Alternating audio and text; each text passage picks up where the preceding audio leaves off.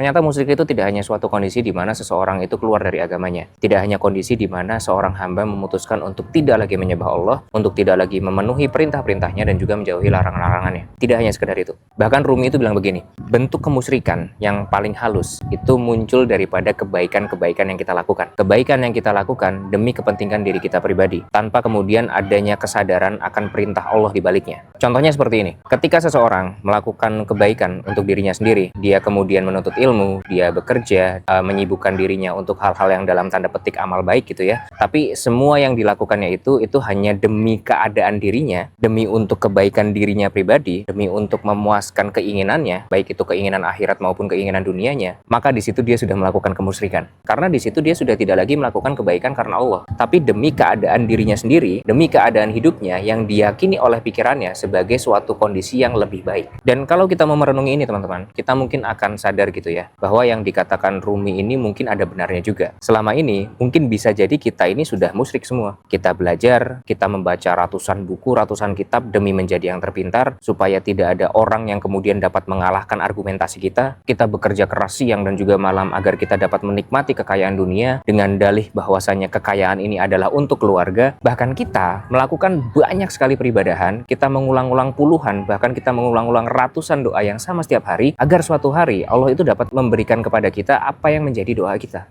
Loh, tapi bukannya Allah memang memerintahkan kepada kita untuk menuntut ilmu? Bukannya Allah memang memerintahkan kepada kita untuk berbuat baik? Dan bukannya Allah itu juga berjanji kepada kita bahwa apabila kita berdoa kepadanya, niscaya akan Dia perkenankan? Itu semua benar, itu semua tepat. Tapi, kapan kita akan menyadari bahwa sesungguhnya sholatku, ibadahku, hidupku, dan juga matiku hanya untuk Allah Tuhan semesta alam? Karena pada satu titik teman-teman, kita akan sampai kepada kesadaran bahwasanya semua ilmu yang kita dapatkan, semua harta yang kita peroleh, dan juga semua doa-doa yang Allah perkenankan, semua itu hanyalah kepingan puzzle yang harus kita susun agar kemudian menjadi jalan untuk kita bisa kembali pulang kepada Allah.